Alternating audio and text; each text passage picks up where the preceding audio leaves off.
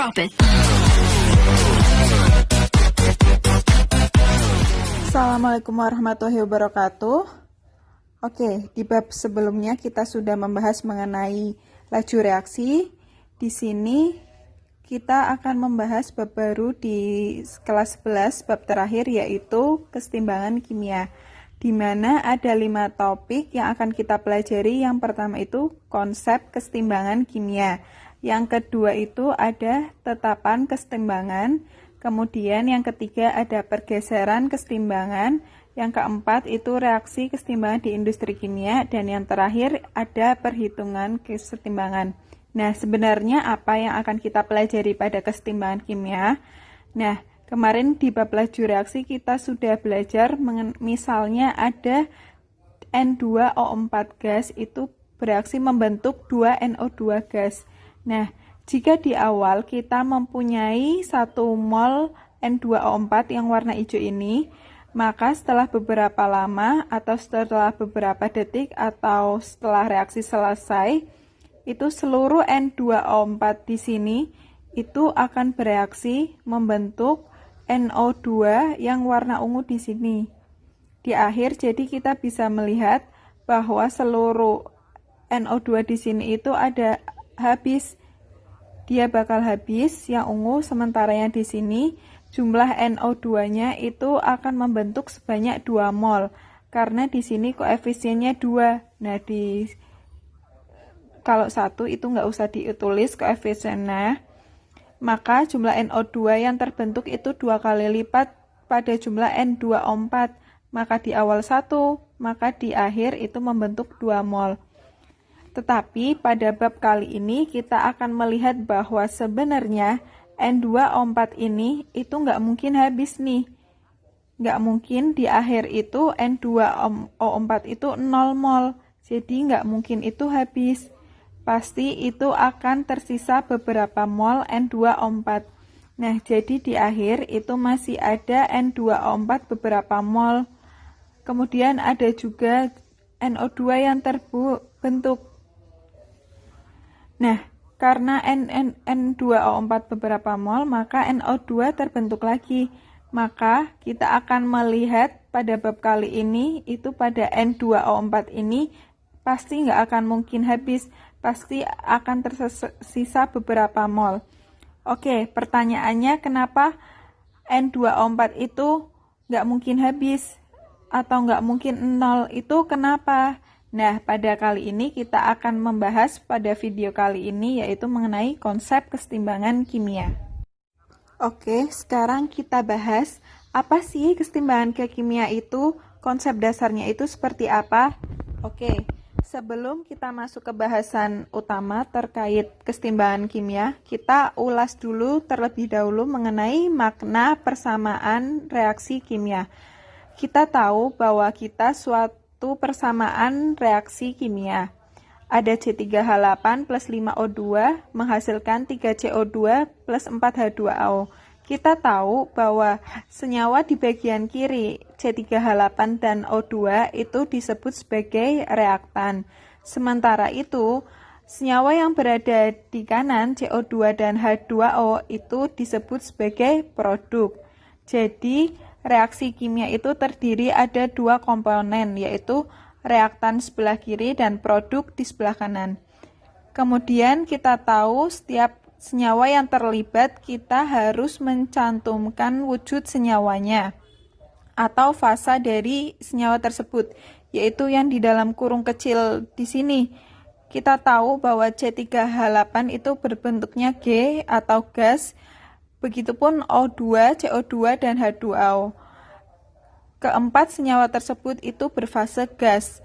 Kemudian, komponen lain dalam suatu persamaan reaksi yang penting itu adalah angka-angka yang di depan senyawa tersebut. 3, 4, 5, dan ada angka 1, karena angka 1 tidak perlu ditulis.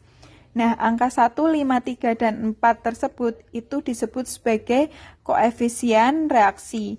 Jadi, koefisien reaksi untuk C3H8 itu 1, koefisien reaksi oleh O2 itu 5. Nah, kita tahu bahwa makna pada persamaan reaksi itu seperti ini. setiap 1 mol gas C3H8 akan bereaksi dengan 5 mol gas O2 membentuk 3 mol gas CO2 dan 4 mol gas H2O. Jadi misalkan mula-mula kita mempunyai 1 mol C3H8 dan 5 mol O2, ini 0. Kemudian yang bereaksinya kita tulis di akhirnya setelah reaksi selesai. Jadi dari persamaan ini kita tahu kalau misalnya seluruh C3H8 bereaksi, kalau misalnya ada 1 mol C3H8 bereaksi, maka dia akan bereaksi dengan 5 mol gas O2. Karena keduanya kita akan berkurang, maka dikasih tanda minus. Ini konsep yang sudah dipelajari di bab stoichiometria. Nah, ini koefisien 1 ini 55 dan di situ kita juga 3 mol dan 4 mol. Mereka terbentuk karena kita jadi membentuk tanda plus. 5 kurangi 5 itu habis, kemudian CO2 terbentuk itu 3 mol, kemudian H2O terbentuk sebesar 4 mol. Nah, jadi itu adalah makna dari persamaan reaksi kimia. 1 mol C3H8 bereaksi dengan 5 mol O2 membentuk 3 mol CO2 dan 4 H2O. Kemudian bisa kita juga lihat di sini bahwa dalam suatu reaksi jumlah mol itu tidak kekal. Bisa kita lihat di awal. Nah, kita mula-mula itu di awal itu ada 6. 1 ditambah 5 itu ada 6 mol di awal. Sementara di akhir itu ada 3 tambah 4.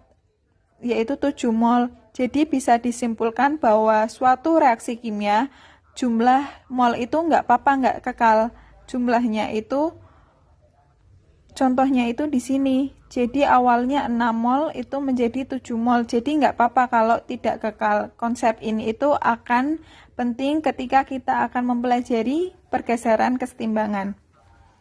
Jadi intinya ini adalah makna persamaan reaksi kimia. Jadi kita lihat di sini bahwa reaksi kimia itu ada 2 jenis reaksi. Yang pertama itu ada reaksi irreversibel alias reaksi yang berlangsung satu arah. Kemudian yang kedua ada reaksi reversibel, yaitu reaksi yang berlangsung 2 arah. Jadi kita bahas satu persatu. Nah, pada pertama kita bahas dulu yang reaksi irreversibel. Nah, jadi pada reaksi yang kita bahas di bagian awal tadi itu merupakan contoh dari reaksi irreversibel. Kita lihat di sini bahwa ciri utama dari reaksi irreversibel yaitu produk tidak mungkin membentuk kembali reaktan.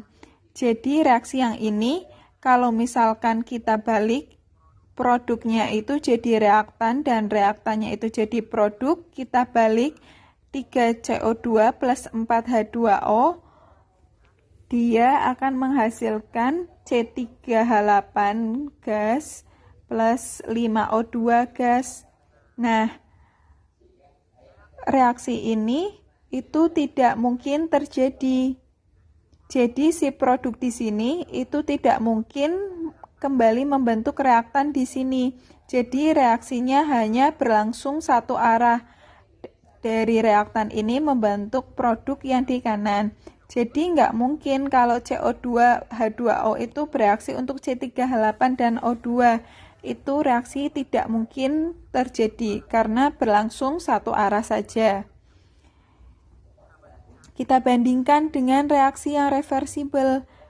Reaksi reversibel, contoh reaksinya itu seperti itu. Yang pertama itu ciri utamanya produk bisa membentuk kembali reaktan. Jadi kan ini reaktan, kemudian ada produk sebelah kanan, produknya CH4 dan H2O, dia bisa membentuk reaktan yang di sini, membentuk reaktan dari CO2 plus 3H2O. Nah, reaksi kebalikannya itu mungkin terjadi. Produk di sini mungkin membentuk reaktan yang di sebelah kiri. Jadi reaksinya berlangsung secara 2 arah.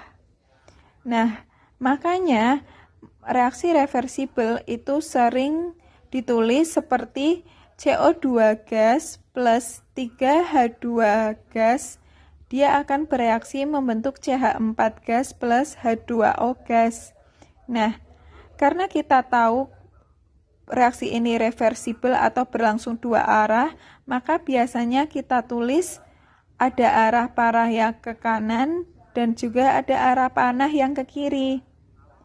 Nah, kalau suatu persamaan reaksi kimia, arah panahnya seperti ditulis dua ada ke kanan dan ke kiri, itu artinya menunjukkan bahwa reaksi ini adalah reaksi reversibel, reaksi yang berlangsung secara dua arah, ada yang ke kanan, ada yang ke kiri.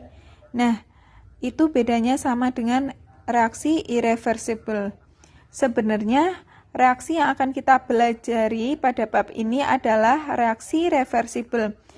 Kita tidak akan mempelajari reaksi irreversibel karena bab ini kita akan mempelajari yang berlangsung secara dua arah atau reaksi reversibel. Artinya ada arah panah dua seperti ini. Nah, kita lihat pada ciri kedua yang membedakan irreversibel dan reversibel, yaitu reaksi irreversibel, yaitu cirinya reaktan bisa habis bereaksi. Contohnya yang tadi kita bahas, misalnya kita punya 1 mol C3H8 dan 5 O2, maka keduanya tersebut bisa habis bereaksi. C3H8 habis 1 mol dan O2 yang bereaksi 5 mol. Sehingga di akhir C3H8 dan O2 itu sama-sama habis, sama-sama 0. Nah, di sini terbentuk 3 mol dan 4 mol dan terbentuk 3 mol CO2 plus 4 mol H2. Nah, ini adalah ciri reaksi irreversibel, yaitu reaktan bisa habis bereaksi. Nah, di akhir reaktan itu bereaksi. Dia punya 1 mol ya, berarti habis. Ya, dia punya 5 mol berarti habis. Mungkin reaktan itu habis. Sedangkan kita bandingkan dengan reaksi reversibel, yaitu reaksi-reaksi yang akan belajari pada bab ini, yaitu cirinya itu reaktannya itu tidak bisa habis bereaksi. Contohnya adalah pada reaksi suatu N2O4, cirinya ada panah 2 di sini. Kita punya 2 mol N2O4. Nah, di sini kita nggak mungkin si N2O4 ini habis. Nah, misalnya di sini kita bereaksi semua 2 mol, kemudian di sini berbentuk 4 mol karena dikalikan koefisien. Nah, di sini ada 0 mol dan 4 mol NO2. Nah, ini sangat jarang terjadi untuk reaksi reversibel ini. Nggak mungkin nih N2O4 itu habis. Biasanya hanya beberapa mol saja yang habis. Misalnya di sini ada 1,2 mol N2O4 yang bereaksi, sehingga nanti di akhir tersisa 0,8 mol. Nah, di sini terbentuk 2 kali lipatnya, jadi positif 2,4 mol, sehingga terbentuk 2,4 mol NO2. Nah, ini biasanya si reaktan ini untuk reaksi yang reversibel itu tidak habis bereaksi. Biasanya ada sisanya. Meskipun reaksi ini kita berlangsungkan secara beberapa jam, kita tunggu terus, nggak mungkin berkurang lagi. Meskipun reaksi ini waktu yang cukup lama dilakukan, beberapa hari, tetap saja si reaktan ini tidak bisa habis bereaksi. Kalau kita bandingkan dalam bentuk grafiknya, untuk reaksi irreversibel, misalkan kita sumbu Y-nya itu konsentrasi, sumbu X-nya itu waktu. Misalkan ada suatu reaksi, reaktannya itu A, produknya itu B. Kalau reaksinya irreversibel, si reaktannya itu mungkin habis. Yang awalnya konsentrasi tinggi, dia lama-lama akan turun sampai habis suatu saat. Nah, di sini konsentrasi A sudah 0 ini dan paling bawah banget. Nah, di detik ini si A itu akan habis. Sementara si B itu awalnya kan nggak ada, terbentuk itu sampai dia akan seperti ini. Sedangkan kita bandingkan, kita reaksi reversibel, misalkan kita punya reaksi, reaktannya itu C dan produknya itu D, arah panahnya 2. Di sini si reaktan itu nggak mungkin habis, reaktannya itu kan C banyak, kemudian turun tapi nggak sampai pada 0, nggak sampai konsentrasinya itu 0. Di sini si C-nya itu belum habis. Jadi ketika reaksi sudah selesai, itu C belum habis. Contohnya tadi, ini reaksinya sudah bereaksi, tapi si reaktinya itu nggak mungkin habis 0,8 mol. Karena untuk reaksi reversibel, cirinya reaktan tidak bisa habis bereaksi. Nah, di sini reaktan C itu tidak habis.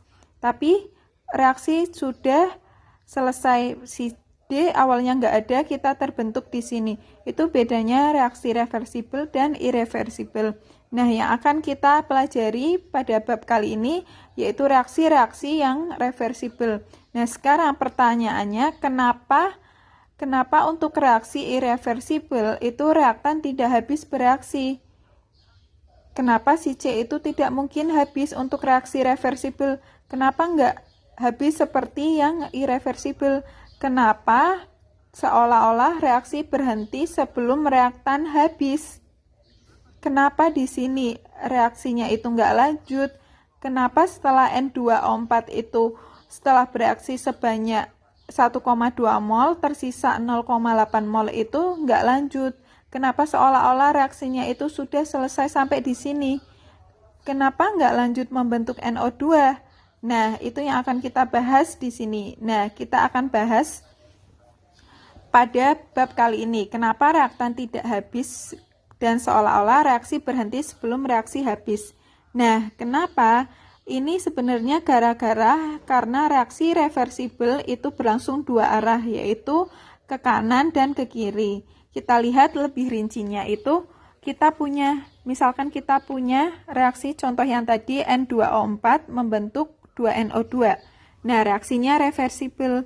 Mula-mula itu kita memiliki 2 mol N2O4. Misalkan yang bereaksi itu 1,6 mol, sehingga NO2 terbentuk 3,2 mol. Nah, di air kita mempunyai 0,4 mol dan 32, mol NO2. Nah, jika kita gambarkan seperti ini, misalnya reaksi tadi itu kita cek setiap 2 menit sekali. Nah, di awal itu pada reaksi berlangsung N2O4 itu ada 2 mol, sementara NO2-nya itu tidak ada. Kemudian kita cek setelah 2 menit reaksi berlangsung, N2O4 itu tinggal 1,6 mol. Nah, sementara NO2 itu bertambah menjadi 0,8 mol. 2 menit sekali kita cek, 4 menit kita 1,2 mol, turun lagi menjadi 0,8 mol, dan turun lagi menjadi 0,4. Sedangkan N2 setiap 2 menit dia menambah dari 0,8, 1,6, 2,4, dan 3,2. Nah, tetapi setelah 8 menit, jumlah N2O4 dan jumlah NO2 itu sudah konstan. Kita cek lagi setelah 10 menit, jumlahnya masih tetap. Kemudian kita cek lagi setelah 30 menit, ternyata N2O4 jumlahnya tetap 0,4 mol dan NO2 3,2 mol. Berarti bisa kita katakan bahwa jumlah mol N2O4 dan jumlah mol NO2 itu sudah konstan. Karena kita tahu bahwa konsentrasi atau molaritas sama dengan jumlah mol dibagi volume. Kalau volume kan konstan. Jika jumlah mol sudah konstan, maka konsentrasinya juga konstan. Nah, berarti di sini setelah 8 menit reaksi berlangsung, konsentrasi N2O4 dan konsentrasi NO2 itu sudah konstan. Nah, ketika konsentrasi senyawa ini sudah konstan, maka kita sebut reaksi tersebut sudah mencapai kondisi keseimbangan. Maka di sini suatu reaksi itu sudah setimbang. Kita lihat di sini bahwa pada kondisi kesetimbangan konsentrasi reaktan dan konsentrasi produk itu sudah konstan. Nah, ketika konsentrasi reaktan dan produk itu sudah konstan, maka kita sebut pada reaksi itu sudah mencapai kondisi kesetimbangan atau sudah mencapai kondisi kesetimbangannya. Tapi pertanyaannya, kenapa berhentinya itu di sini? Kenapa reaksi ini berhenti ketika N2O4 sudah 0,4 mol dan NO2 sudah 3,2 mol? Kenapa berhenti di sini? Kenapa nggak lanjut sampai NO2 itu habis sampai 0, 4 mol? Kenapa mereka itu nggak lanjut sampai 0 sampai 4 mol? Kenapa berhentinya cuma sampai di situ? Ini sebenarnya karena reaksi ini reaksi reversibel. Kita tahu bahwa reaksi reversibel itu berlangsung dua arah dan arah panahnya 2. Nah, artinya di sini ada 2 reaksi yang terjadi. Nah, pada reaksi reversibel itu selalu ada 2 reaksi yang terjadi, yaitu reaksi yang arahnya yang ke kanan dan reaksi yang arahnya ke kiri. Reaksi yang arahnya ke kanan itu misalnya reaksi 1 kita sebut reaksi dari N2O4 itu membentuk NO2. Sementara reaksi yang ke kiri kita sebut reaksi 2 kebalikannya, yaitu dari NO2 membentuk N2O4. Jadi reaksi kebalikan dari reaksi 1.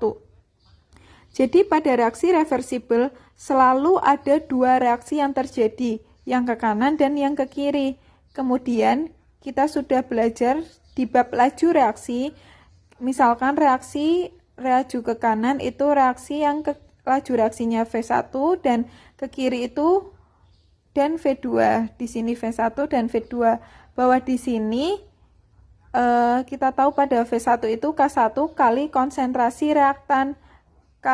Di sini reaktannya itu N2O4 pangkat orde reaksinya. Katakanlah di sini misalnya A. Nah, di sini V2 nilainya yaitu K2 dikali konsentrasi dari reaktan NO2-nya. Pangkat B atau orde reaksinya. Nah, ini V1, V2.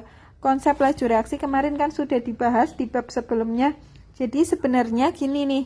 Di awal ketika reaksi baru berlangsung, ini kan pada N2O4 2 mol. Sementara NO2-nya itu nggak ada atau 0 mol. Berarti kelihatan di sini, di awal itu V2-nya itu belum aktif.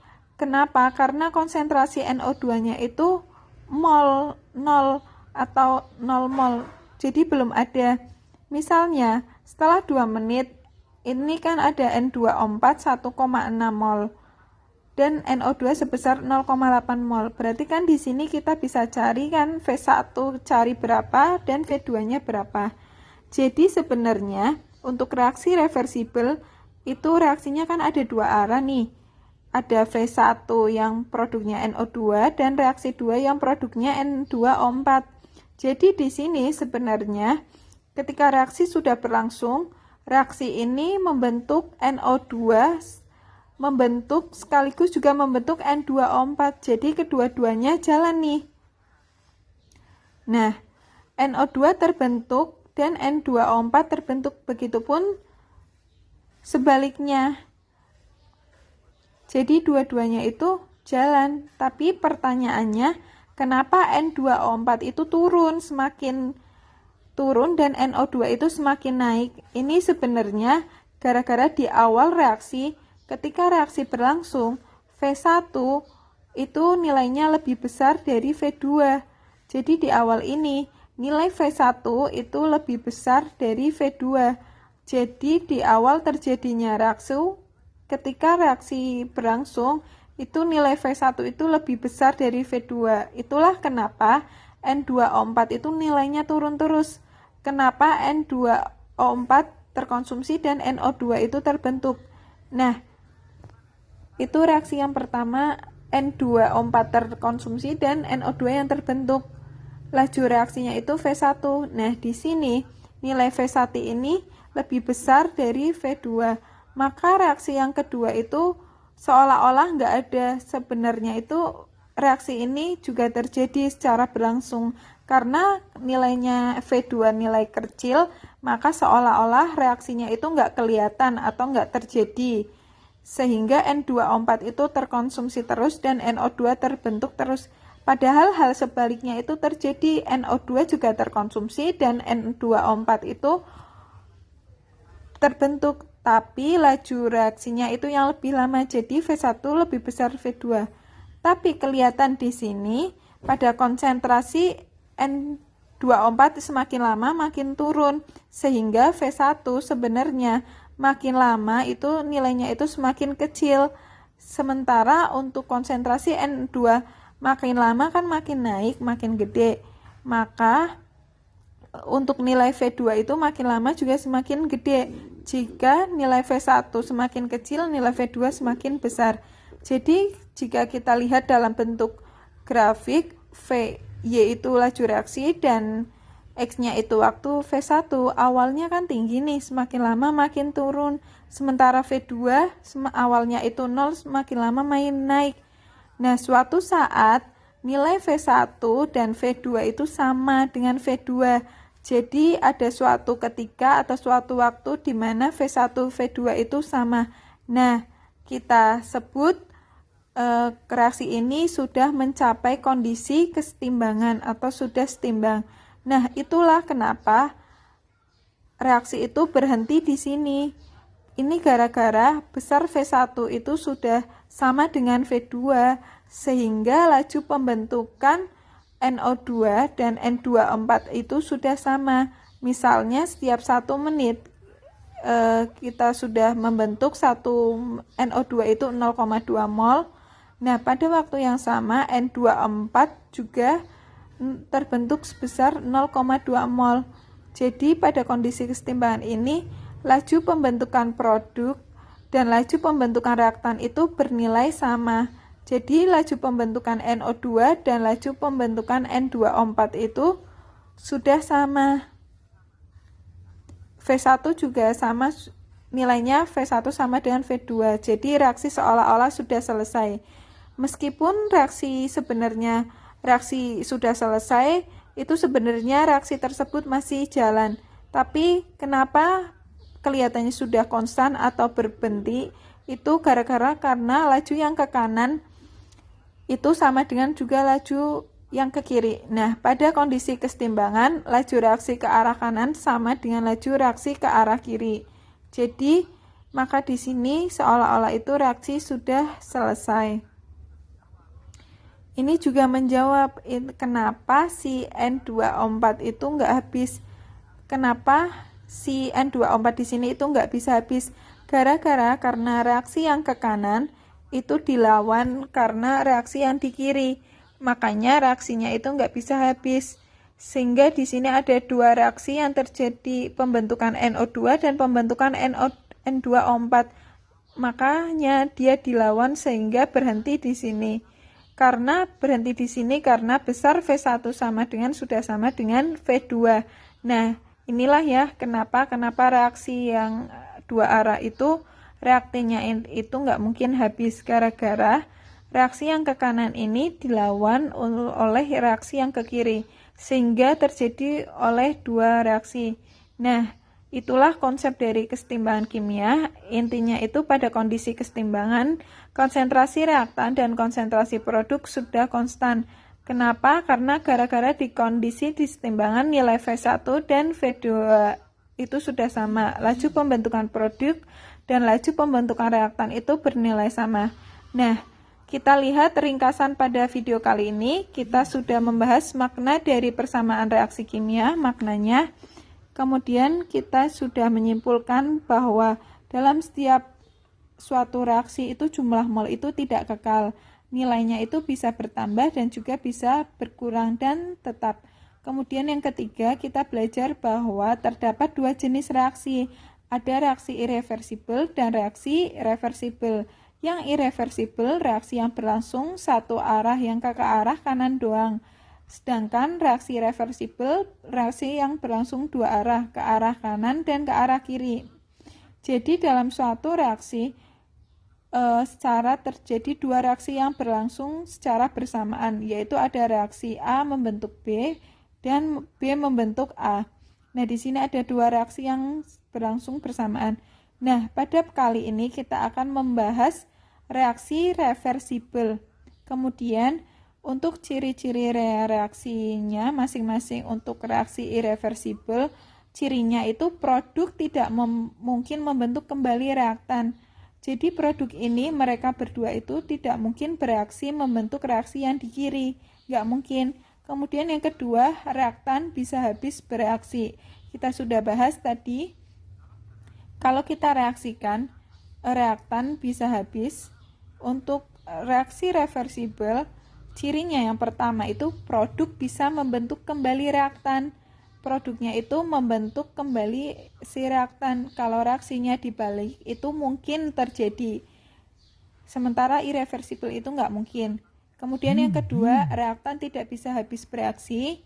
Kemudian yang ketiga, pada reaksi reversibel terdapat dua reaksi yang terjadi, reaksi pembentukan produk dan reaksi pembentukan reaktan. Nah, di sini ada dua reaksi yang terjadi ya, yaitu N2O4 membentuk NO2 dan juga ada NO2, 2NO2 membentuk N2O4. Jadi dua-duanya terjadi secara bersamaan. Kemudian yang terakhir, kita mengenai konsep kesetimbangan kimia. Mungkin kesetimbangan kimia terjadi pada reaksi reversibel. Kenapa? Karena pada reaksi reversibel terdapat dua reaksi yang terjadi, yaitu reaksi pembentukan produk dan reaksi pembentukan reaktan. Pada kondisi kesetimbangan, konsentrasi reaktan dan konsentrasi produk itu sudah konstan. Kenapa? Karena hal tersebut disebabkan laju pembentukan produk dan laju pembentukan reaktan itu bernilai sama. Jadi laju ke arah kanan itu sudah sama dengan laju ke arah kiri. Nah, setelah ini kita bahas mengenai pada pertemuan selanjutnya, yaitu tetapan kesetimbangan.